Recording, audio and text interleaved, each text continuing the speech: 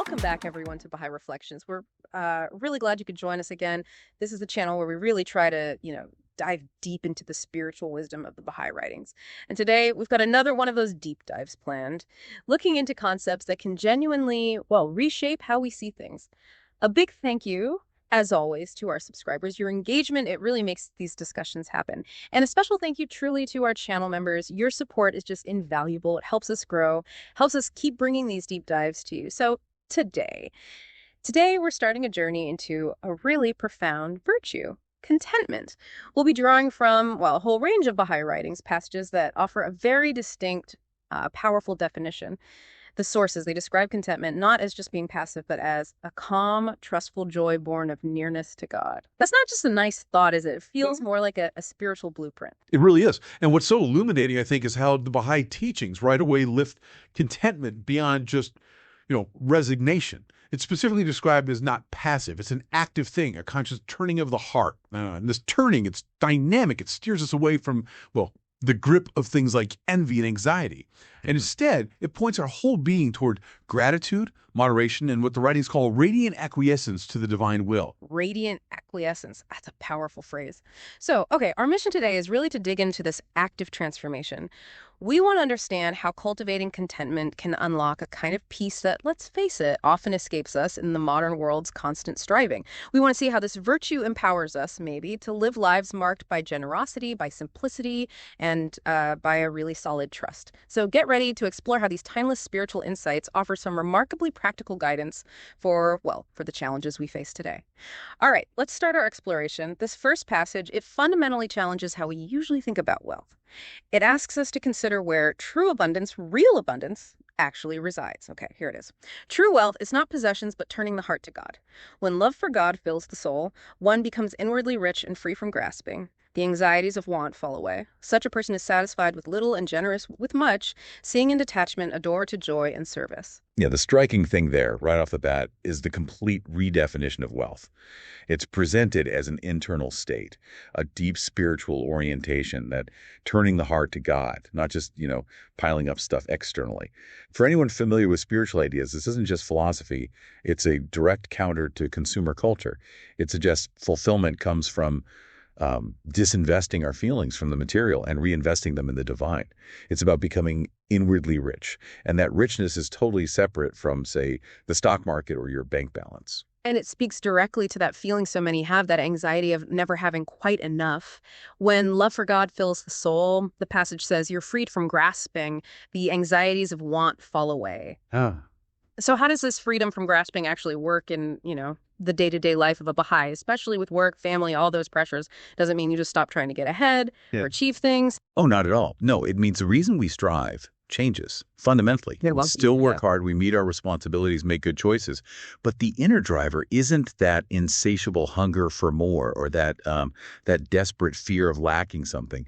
Instead, it becomes a desire to serve, to contribute, to use what we have for noble purposes. This inner freedom tackles those anxieties of want directly because it changes our relationship with external stuff. Our sense of security, our well-being, it gets rooted inside, so external ups and downs have less power to shake our peace.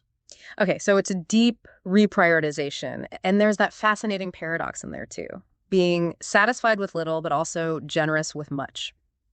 This isn't pushing for extreme asceticism, is it? It sounds more like finding joy in what's enough and then using any extra to help others. How does that paradox play out for someone trying to live this way today? Yeah, it's definitely not asceticism. It's really about moderation and stewardship.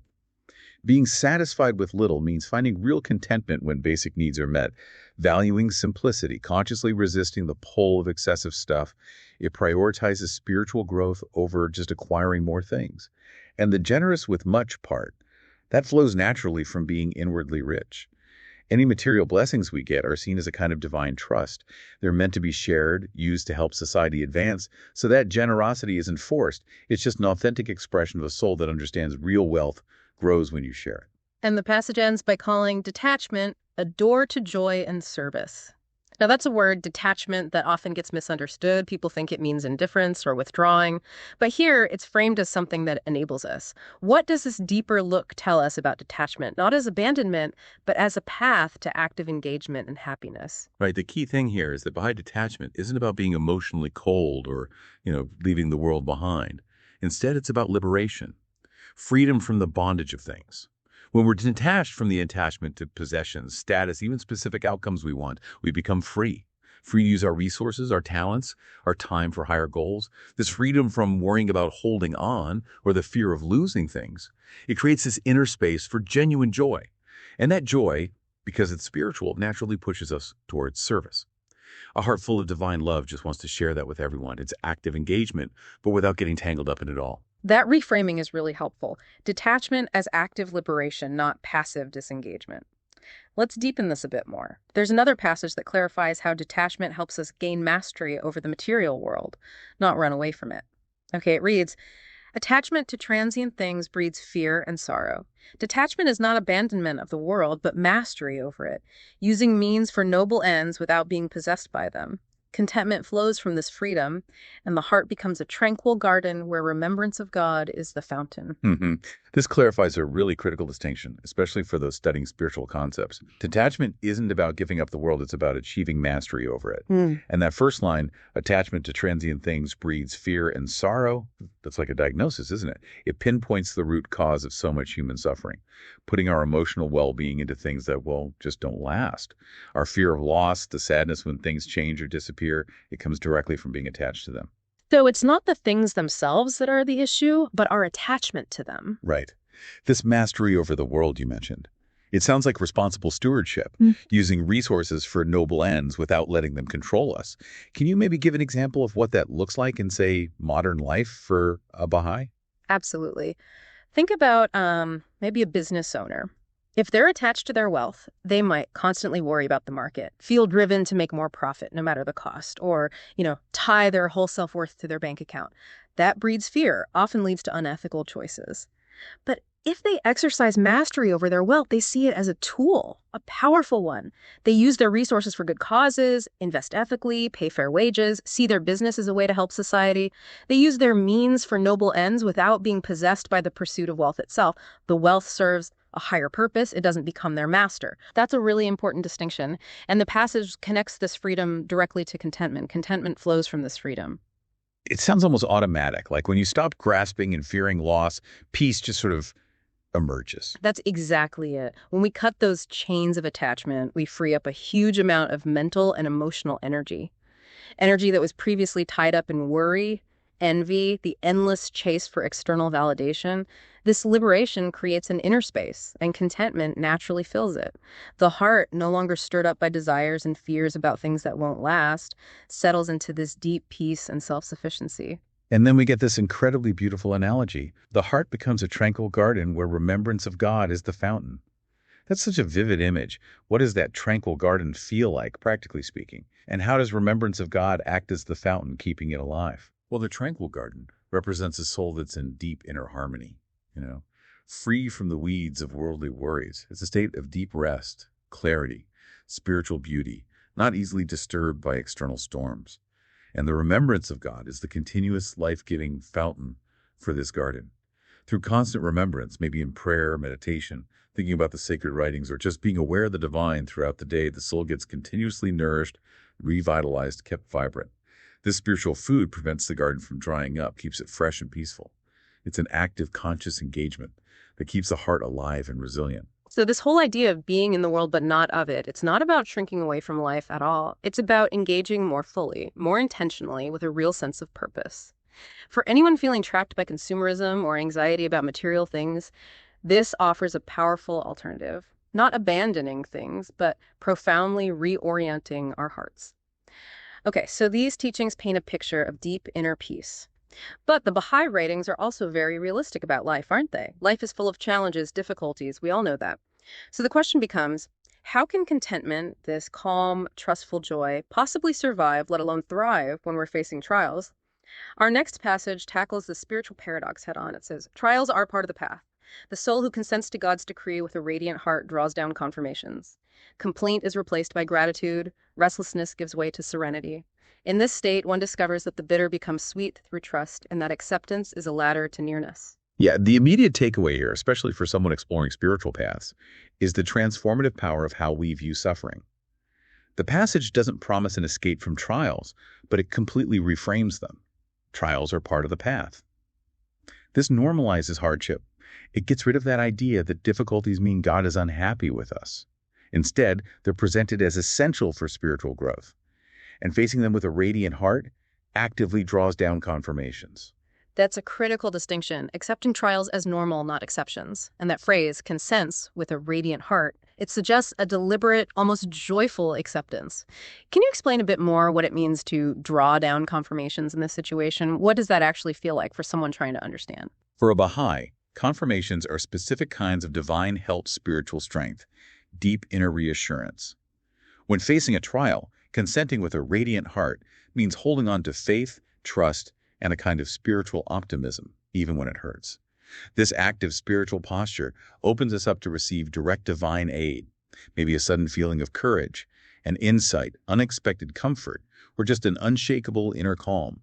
It's that tangible sense of God's presence actively helping and guiding you through the difficulty, turning something overwhelming into a way to connect more deeply and grow. And the passage describes this radical shift in our feelings. Complaint is replaced by gratitude. Restlessness gives way to serenity. That's a fundamental change. How does gratitude even show up when things are genuinely tough? And how does that process lead to serenity? It's a conscious spiritual practice, not a forced feeling. In hardship, our default might be to complain about what's lost or painful. Gratitude here means intentionally shifting focus to what is still there. Maybe supportive friends, a lesson being learned, or just the basic gift of life. It's recognizing hidden blessings within or around the trial. As you practice this, the mind's constant what-ifs and if-onlys start to quiet down. The restless agitation that comes with complaint gets replaced by a deep inner quiet, a serenity that comes from trusting in a bigger divine plan. There's also that sense of, spiritual alchemy. The bitter becomes sweet through trust. It doesn't deny the bitterness, but says trust transforms it. And then acceptance is a ladder to nearness. How does accepting even painful situations act as a way to get closer to God? Acceptance here is a very active spiritual surrender, not just giving up. When we stop fighting against what is, when we embrace the reality of a trial as part of God's plan, even if we don't understand it, we release so much inner resistance. That energy, once spent on struggle and complaint, gets freed up for spiritual growth and connection. Each act of acceptance is like a step up that ladder to nearness, building intimacy and reliance on God. It helps us understand His wisdom and love more deeply, strengthening our spiritual bond. The trial might still feel better, but its effect on our soul gets transformed into something enriching, bringing us closer to God. So it's not about pretending the trial isn't painful, but finding peace within it, letting it catalyze spiritual growth. For anyone aiming for more spiritual resilience, this offers a clear path. Cultivate that radiant heart, actively look for confirmations, and embrace acceptance as a way to connect more deeply with the divine. This deep trust during trials naturally leads us to think about how it applies in our daily lives, with our responsibilities. This next passage gives powerful guidance on handling duties without getting crushed by anxiety about how things will turn out. It says, "Put your whole trust in God. Reliance upon Him lightens burdens and dissolves anxious imaginings. With confidence in divine assistance, one meets responsibilities diligently but rests the outcome with God. Therein lies contentment." This passage directly addresses a core tension many spiritual seekers feel. How to be fully engaged and responsible, but also surrender to God's will. The key insight really is that peace comes from separating our effort from the outcome. Reliance upon Him lightens burdens and dissolves anxious imaginings.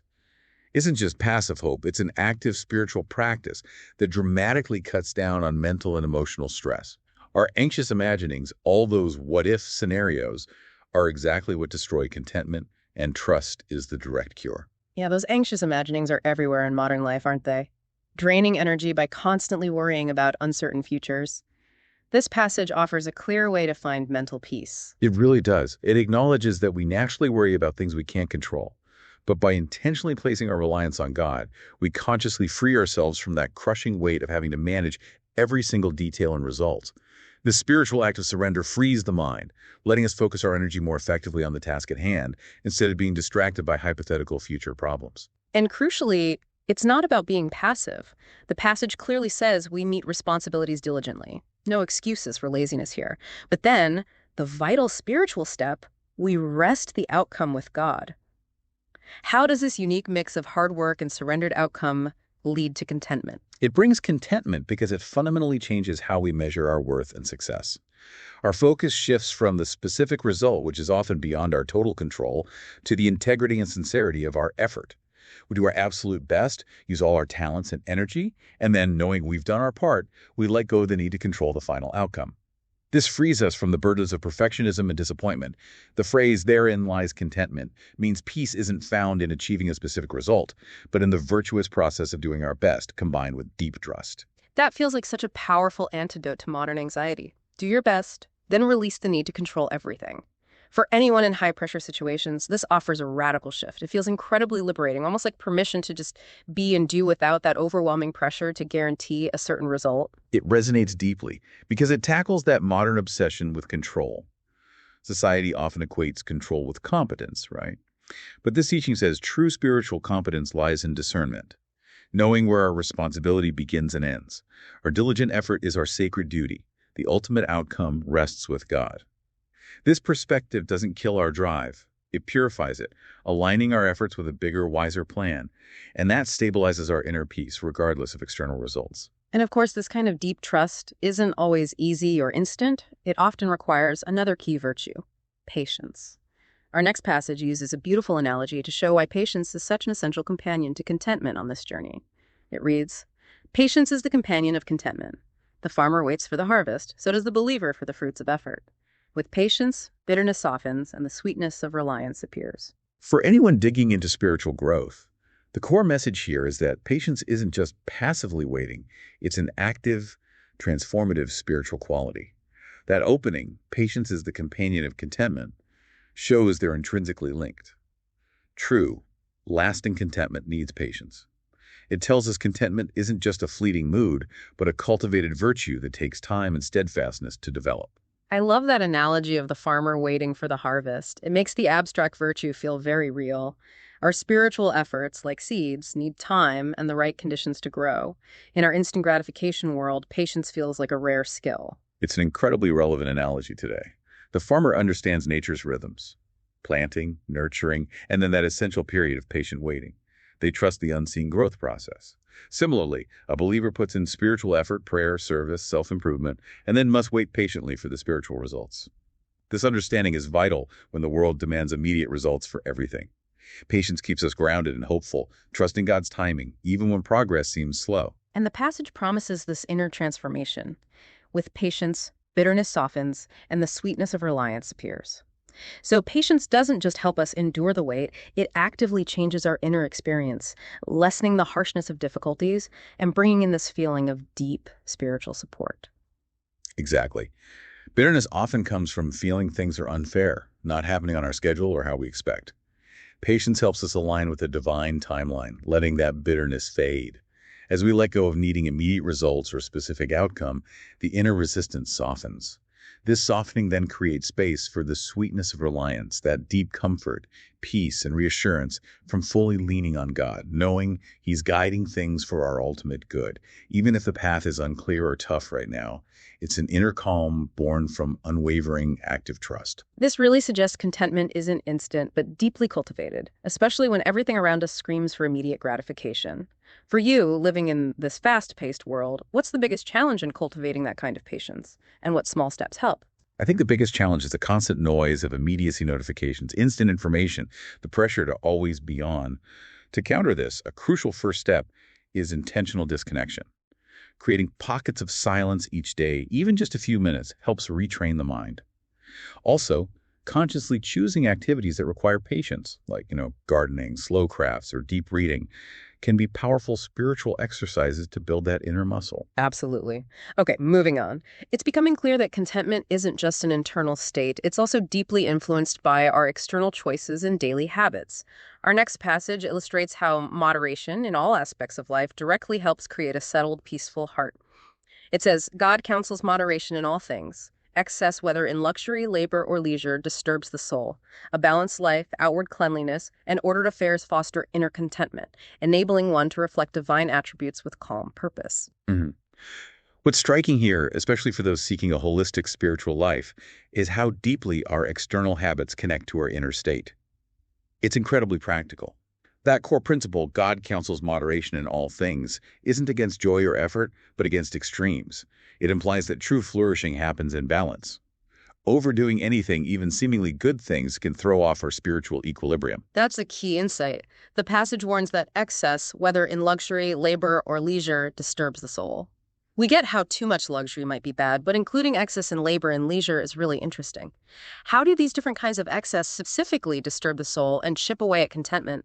Well, each one creates an imbalance that agitates the soul in its own way. Excessive luxury can breed attachment, endless desires, and a spiritual emptiness as you chase more and more gratification, leading ultimately to dissatisfaction. Excessive labor leads to burnout, neglecting other vital parts of life like family, spiritual growth, or health, creating deep stress and feeling constantly overwhelmed. And even excessive leisure, maybe surprisingly, can disturb the soul. It can foster idleness, a lack of purpose, feeling unfulfilled, leading ironically to restlessness instead of real rest. The soul needs dynamic balance to thrive. Extremes pull it away from its natural state of peace. Finding that sweet spot, that balance, is key then. And the passage shows the path. A balanced life, outward cleanliness, and ordered affairs foster inner contentment. For someone familiar with these ideas, how do these seemingly everyday external things contribute to that deep internal peace? These external factors create a really supportive environment for inner peace. A balanced life makes sure all parts of us, physical, mental, emotional, spiritual, social, get attention, preventing one area from dominating and causing stress. Outward cleanliness isn't just hygiene, it reflects an inner respect for self and surroundings, a clarity that subtly affects the mind. Ordered affairs means having organization and intention in our routines, finances, responsibilities.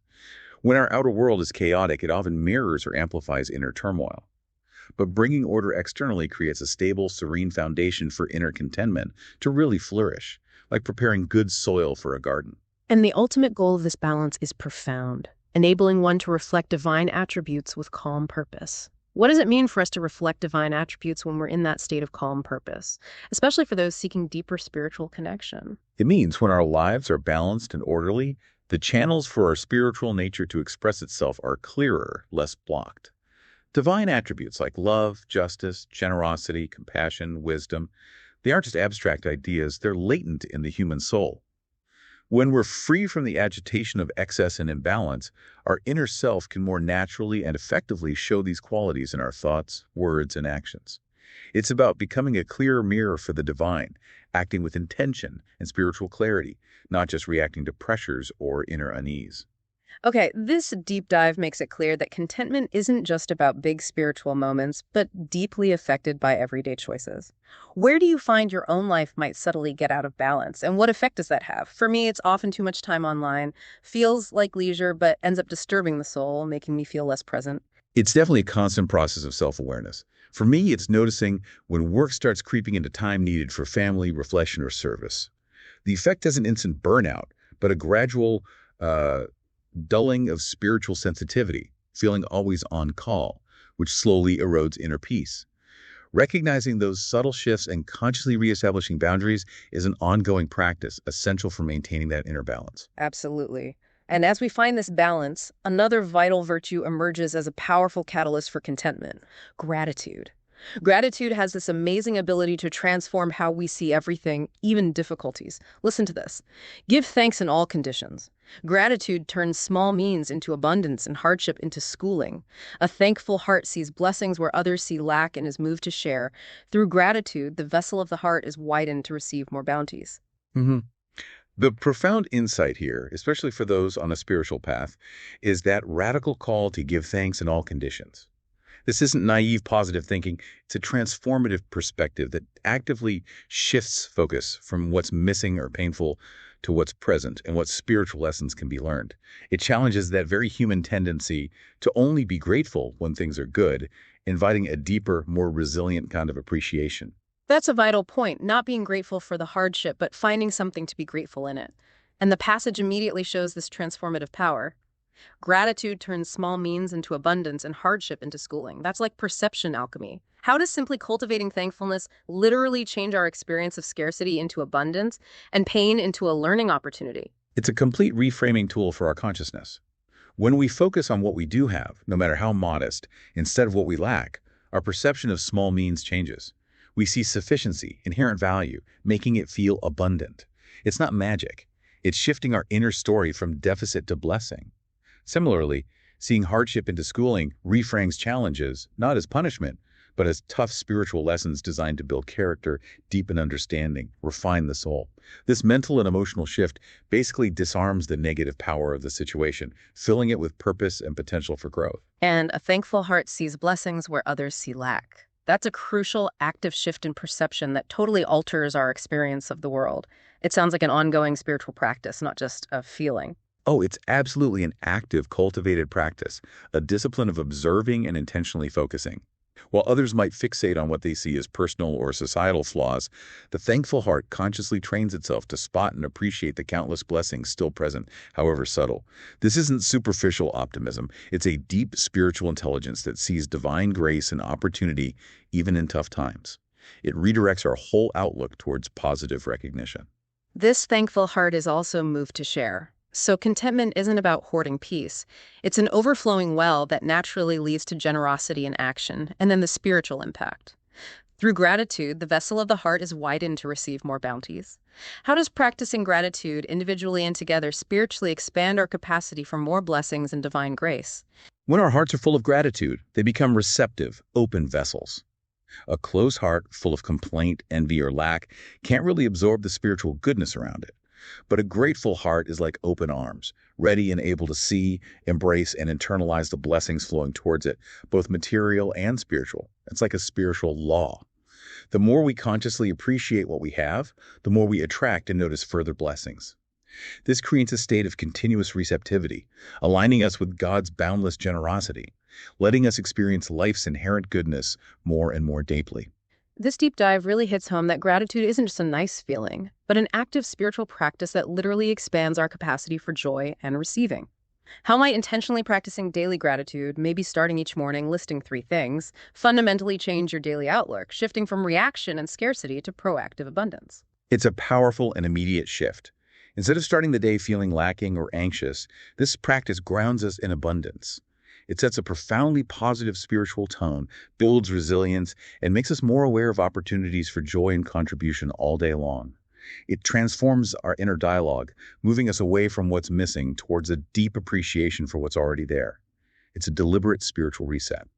Okay, so we've looked deep into contentment as an individual virtue, how it shapes our inner peace and our relationship with the world. But the Baha'i teachings always emphasize that individual change isn't the end goal. It's always meant to spark collective good. Our next passage makes it clear that contentment isn't selfish isolation, but actually the foundation for profound service to others. Here it is. Contentment is not withdrawal. It is the inner stability that frees us for sacrificial service. Detached from praise or blame, the contented soul serves with joy, finding delight in the welfare of others and strength in unity and consultation. Yeah, the critical insight here, especially for those living by Baha'i principles, is that direct, almost counterintuitive link between deep inner contentment and strong outward action. It powerfully counters that common idea that contentment makes you passive or disengaged. That opening line, contentment is not withdrawal, is fundamental. It immediately positions contentment as active, empowering. It provides the inner stability that uniquely frees us for sacrificial service. That's a crucial reframing for anyone seeking practical spirituality. If contentment gives this inner stability, how does that specific stability then empower us for sacrificial service? And what exactly does sacrificial service mean in this context? Well, sacrificial service here doesn't always mean extreme self-denial, though it can. More broadly, it means service offered selflessly, with pure motives, putting the needs of humanity or the community before your own immediate comfort, convenience, or need for recognition. The inner stability from contentment is vital because it means our efforts aren't driven by needing validation, security, or self-gratification. Our inner well is full, so we can pour out to others without draining ourselves or looking for something back. We serve from spiritual abundance, not obligation or ego. And the contented soul is described as detached from praise or blame, serving with joy. That speaks to an incredible level of freedom. When you're not constantly seeking applause or fearing criticism, your motivation for service becomes so pure, radiating real happiness. Precisely. Being detached from praise or blame means being liberated from the ego's chains and what others think. Our actions aren't dictated by wanting applause or fearing criticism anymore. This pure motivation lets us serve with joy because the focus is entirely on the act of giving and its positive impact, not on personal gain or how we look. This freedom makes service truly liberating, not a burden. This joy in service is also found specifically in the welfare of others and strength in unity and consultation. This highlights a communal, collaborative side to contentment, not just individual peace. It certainly does. True contentment in the Baha'i view inherently recognizes we're all connected. The joy isn't just about your own peaceful state, but about actively contributing to and seeing the well-being and progress of the whole community. Strength in unity and consultation points to that Baha'i principle of collective decision-making and action. Contented individuals, free from personal agendas, are better able to consult harmoniously, leading to more effective group action, as their personal peace contributes to a stronger, more unified group. So, this deep dive suggests true contentment actually makes you more engaged with the world, not less, and specifically in selfless, effective ways. For you, how might cultivating your own contentment practically boost your positive impact in your family, your job, or your community, making you not just peaceful, but an active force for good? It completely shifts your interactions. A truly contented person is less likely to be irritable, competitive, or self-absorbed, making them a more stable, joyful, and selfless presence. This leads to clearer, more patient communication in the family, better teamwork at work because there's less ego involved, and more active, unburdened participation in community projects. My contentment becomes a source of positive energy and reliability that encourages others to engage more constructively, creating an environment where collective efforts for the common good can really thrive. And building on that ripple effect, our next passage shows how individual contentment directly creates a more harmonious and effective community. It connects the dots beautifully. It says, a contented community is less given to contention. When individuals are free of greed and resentment, consultation flourishes, and unity becomes a magnet for assistance. The striking implication here, especially for anyone involved in community building, is the huge social impact of individual contentment. It argues that this personal virtue is the bedrock for collective harmony and effectiveness. The direct benefit is clear. A contented community is less given to contention. That's significant. It suggests a lot of societal conflict comes from individual discontent. That's a really powerful idea. So many arguments, divisions, frictions in groups might stem from underlying personal unhappiness. And the passage highlights the prerequisites, individuals being free of greed and resentment. For a Baha'i, how does cultivating individual contentment effectively root out these destructive emotions personally, thus helping the whole community? Individual contentment, as we've discussed, helps people become inwardly rich, shifting focus from getting stuff to spiritual values. When someone is content with honest work and finds joy in connecting with God, the insatiable pull of greed naturally weakens. Similarly, resentment, which often comes from comparing, feeling wronged, or wanting what others have, loses its power. A contented heart, rooted in gratitude and trust in divine bounty, is much less likely to hold on to these corrosive feelings. It fosters generosity and shared joy instead. It's like a spiritual defense against these community-damaging emotions. And as a direct result, consultation flourishes. In Baha'i teachings, consultation is key for group decisions, emphasizing unity, fairness, seeking truth.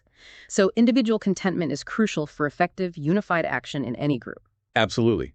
Genuine consultation, a hallmark of Baha'i life, needs participants to come with open minds, free from prejudice, personal agendas, or wanting to dominate. When individuals are freed from greed and resentment through contentment, they're much better able to listen deeply, weigh viewpoints fairly, and put the collective good first. This selfless attitude allows consultation to truly thrive, leading to wise, unifying, and effective group decisions. And the ultimate outcome is inspiring. Unity becomes a magnet for assistance, both divine and human. This sounds like a profound spiritual law. When a community achieves this inner harmony and unity, it seems to attract help and blessings from everywhere. It is indeed a profound spiritual principle. Unity, especially unity born from individual contentment, selflessness, and real consultation, generates a powerful spiritual force. This force not only draws down divine confirmations and blessings, making huge challenges manageable, but it also attracts human help. People are naturally drawn to support and work with a unified, purposeful, harmonious community, seeing its potential for positive impact. It shows how spiritual coherence individually translates into real, transformative power collectively. This deep dive highlights how your personal journey with contentment directly helps your wider community, family, work, neighborhood.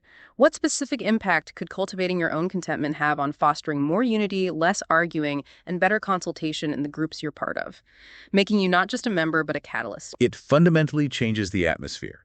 A contented presence can calm tensions, encourage open talk, create more trust. For me, it means going into discussions with fewer fixed ideas, being more willing to listen, sincerely wanting the best outcome for everyone, not just focused on winning an argument. This personal shift naturally encourages a more cohesive and productive group dynamic, making me a more effective and unifying force within any group. Okay, so having seen how contentment fuels service and unity, let's now look at the internal roadblocks that often stop it. We'll start with one of the toughest and most common human feelings: envy. The Baha'i writings offer not just a diagnosis, but a clear, practical remedy. Listen to this. Envy corrodes the heart and steals peace. The remedy is to rejoice in the good fortune of others, to center the gaze on God, and to cultivate a generous spirit. Contentment blossoms when we prefer our brother or sister before ourselves. Yeah, the quick takeaway here is that envy isn't just a minor flaw. It's spiritual poison that actively destroys inner peace.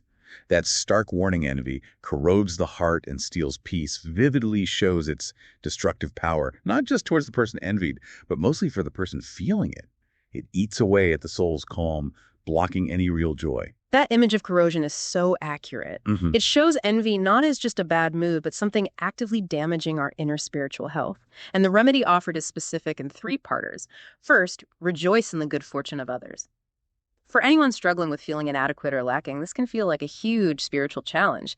How do we genuinely cultivate joy for someone else's success, especially when our own dreams seem unfulfilled? It requires a profound, conscious shift away from comparison towards a broader understanding of God's bounty and how interconnected we all are. Instead of seeing someone else's good fortune as a personal insult or proof of our failure, we're encouraged to see it as God's limitless grace showing itself and a reflection of what's possible for humanity. This perspective grows through empathy, realizing that someone else's success doesn't take away from our potential, but actually uplifts everyone.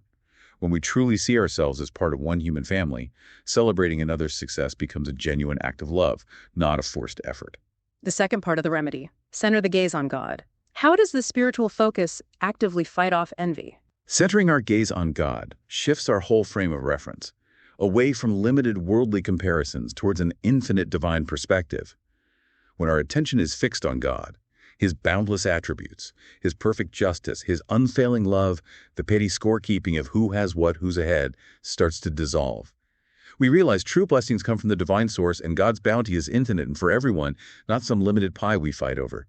This spiritual anchor helps us rise above the ego's narrow view, moving beyond the self-focused cycle of envy towards focusing on our unique spiritual path and the blessings given to us. And the third part: cultivate a generous spirit. Generosity keeps coming up, doesn't it? We saw it with true wealth earlier. How does actively practicing generosity directly counteract and dismantle envy? Generosity is the direct opposite of envy.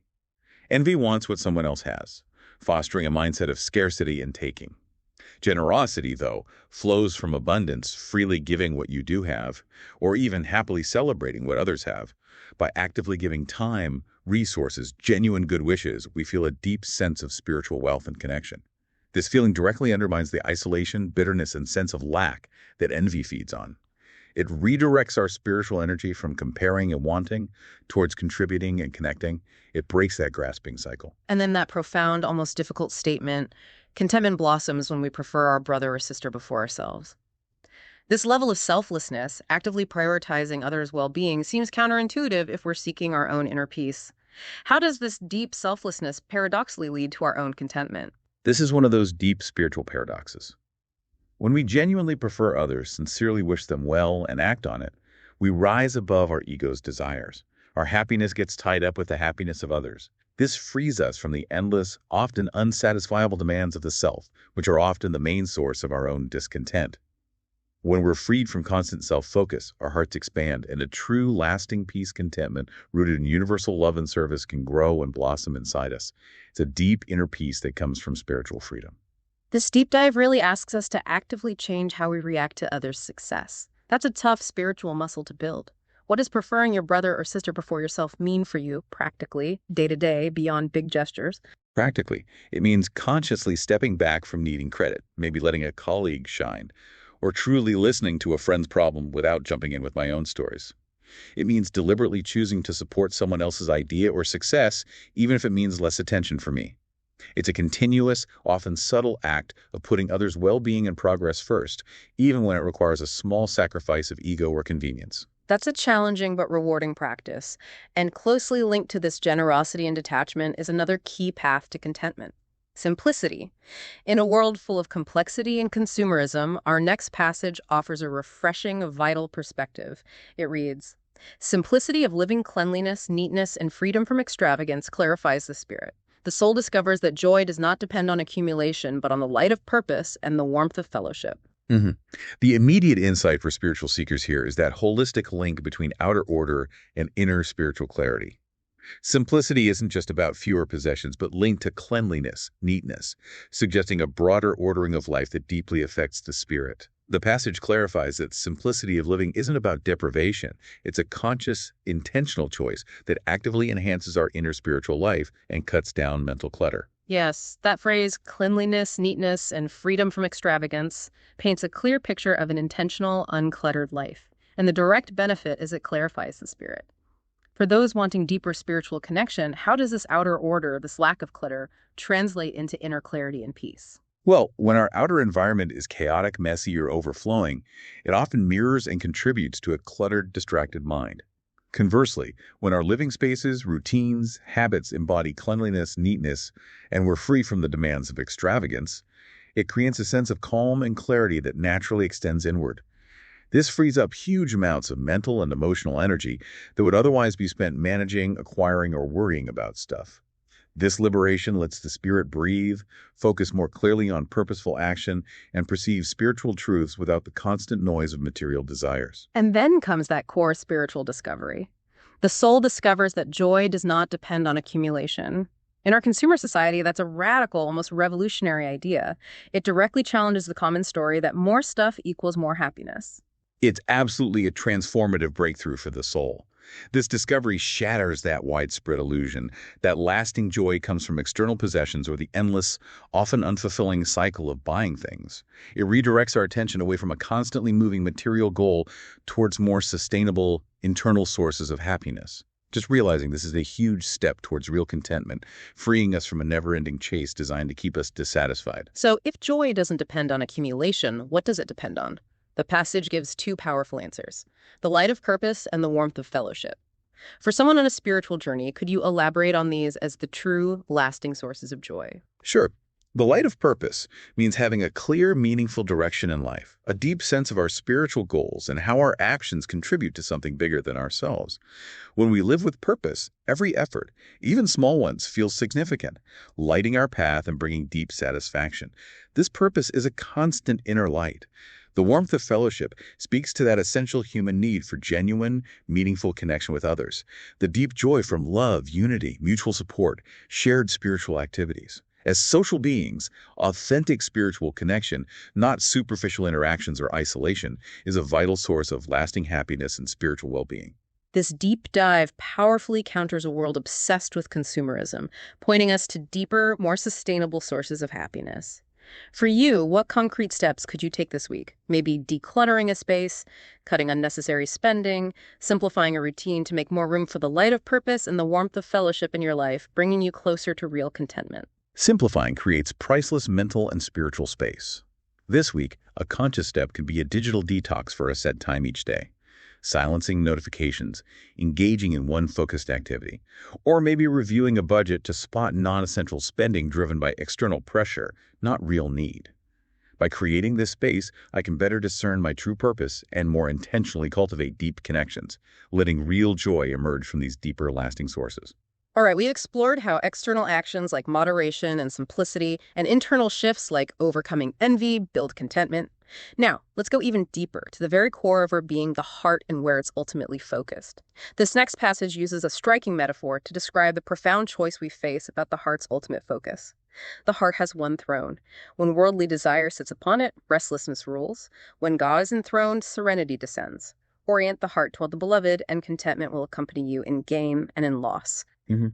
The immediate critical insight for any seeker is that this passage describes a fundamental binary spiritual choice that dictates our entire inner state, no matter what's happening outside. That powerful metaphor, the heart has one throne, establishes a deep truth.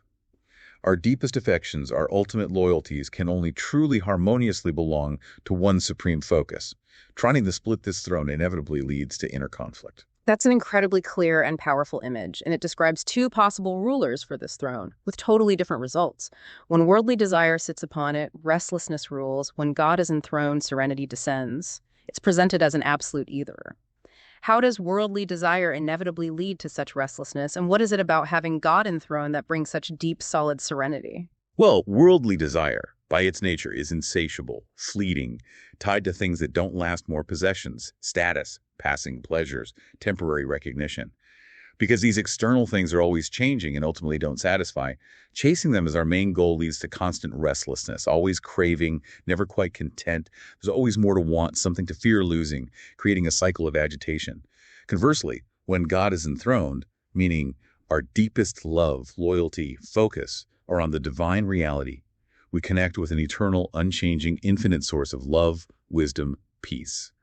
This connection provides profoundly secure, unshakable serenity, because our inner foundation is rooted in the absolute, regardless of life's external storms. So it's about making a deep, conscious choice about where we place our ultimate allegiance, our deepest love, and the instruction is clear. Orient the heart toward the beloved. For a Baha'i, who is the beloved here, and what does it practically mean to orient our heart that way? In the Baha'i faith, the beloved is God, the divine reality, the ultimate source of everything good. To orient the heart toward the beloved means consciously, actively directing our deepest love, longing, attention towards God in every part of our lives. This is much more than just intellectual belief. It's an emotional, spiritual, intentional turning. It shows up through consistent prayer, deep meditation, reflecting on divine qualities, selfless service, and just maintaining a conscious awareness of God's presence in everything, always. It's about making God the absolute, unwavering center of our entire existence. And the promise tied to this spiritual focus is incredibly comforting and absolute. Contentment will accompany you in gain and in loss. This really highlights the enduring, unconditional nature of this contentment. It suggests it's totally independent of life's ups and downs. Absolutely. This is the core of true spiritual contentment. It's profoundly unconditional. When our heart's throne is truly occupied by God, our inner peace doesn't depend on whether we're experiencing material success or hardship, deep joy or sorrow, abundance or scarcity. Our fundamental inner state stays serene and stable because our ultimate source of security, happiness, identity is eternal and unshakable. Contentment in this high state becomes a constant companion, an unwavering inner light immune to the winds of fate. This deep dive makes it clear that cultivating contentment involves a daily, conscious choice about where we focus our deepest affections and hopes. For you, what does orienting your heart toward the beloved look like in its most practical, moment-to-moment reality, actively shaping your inner world and guiding your daily choices?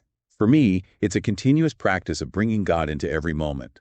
It means consciously asking for guidance before big decisions, expressing gratitude for small blessings throughout the day. When facing challenges, it's a deliberate act of surrendering anxiety and seeking divine wisdom.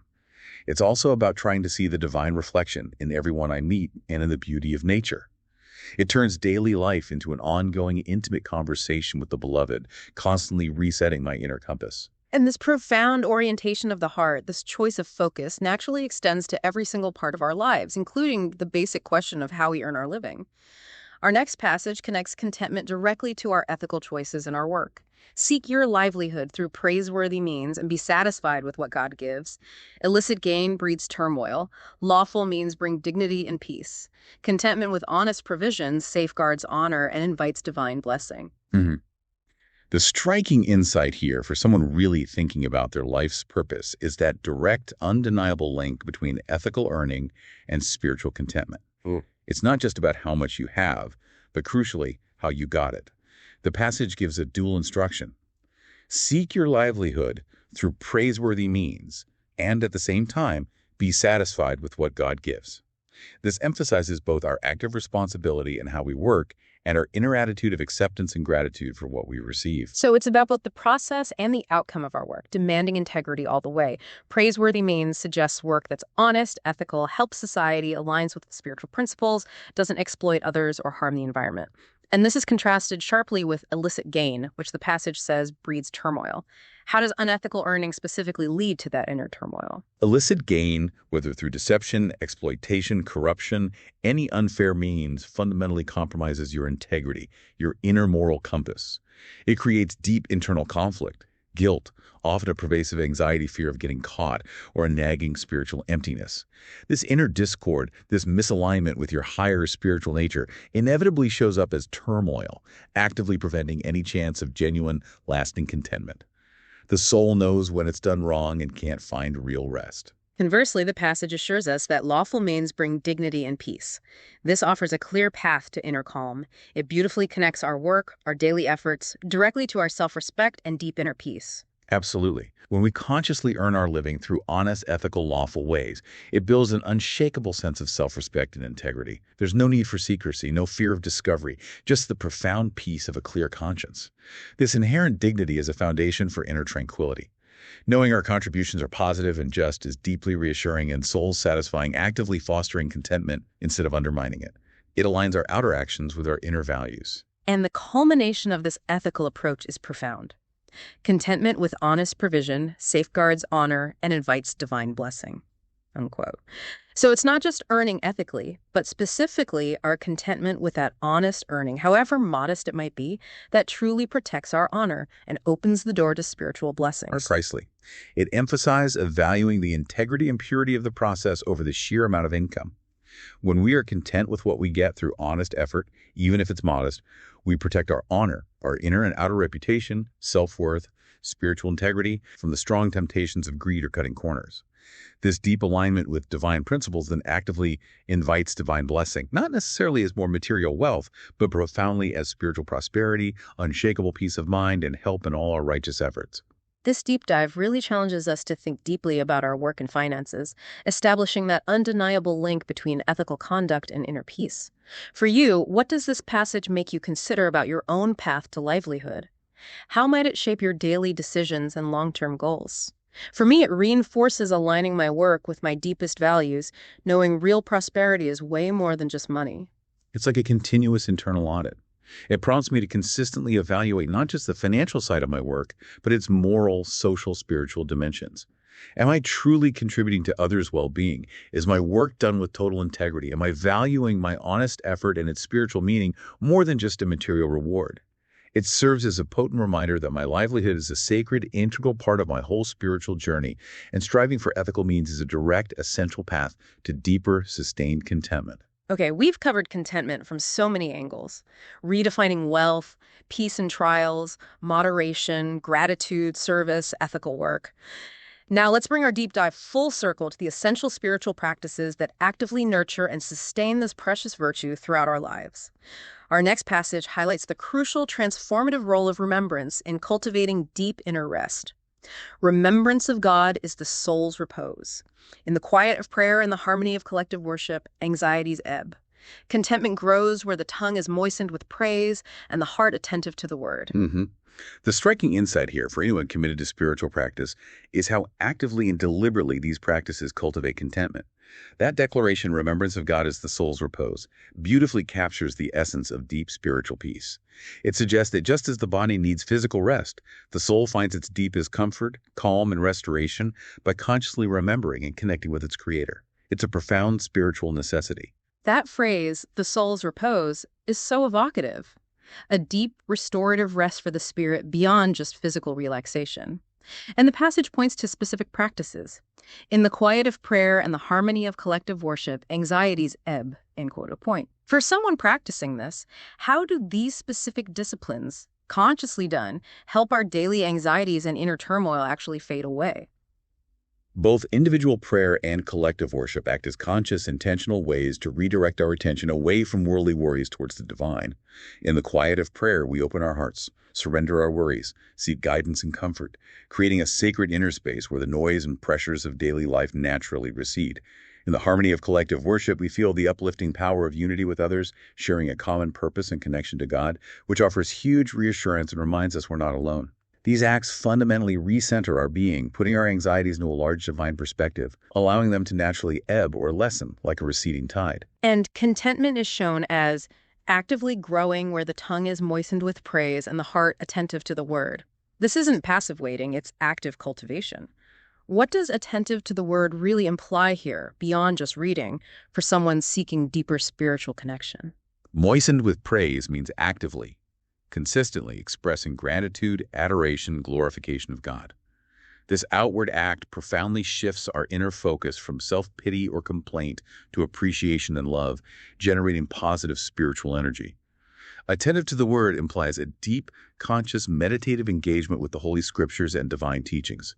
It's not just skimming, but actively listening with the heart, striving to deeply understand, internalize, and consciously apply these spiritual truths in life. When our hearts are truly attentive, these divine words penetrate and transform our consciousness, guiding us toward deep spiritual understanding and fostering lasting contentment rooted in eternal truth. This deep dive really emphasizes creating intentional habits that actively invite and sustain peace, moving beyond just hoping for contentment to actively cultivating it.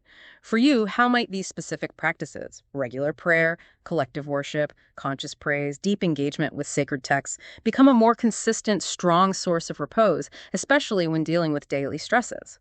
These practices become essential spiritual anchors. When stress hits, the natural reaction can be anxiety or feeling overwhelmed. But having established consistent habits of remembrance gives you a default path, a well-worn route back to inner calm.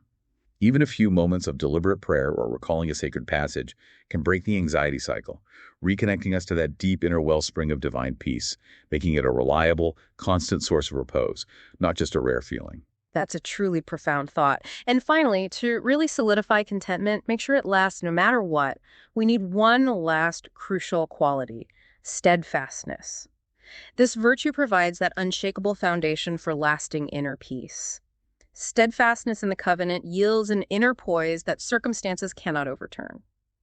Through firmness in faith and obedience to divine teachings, the soul tastes a contentment that is enduring and luminous. Yes, the profound insight for a Baha'i here is that steadfastness is the ultimate anchor, not just for fleeting peace, but for an inner poise that circumstances cannot overturn.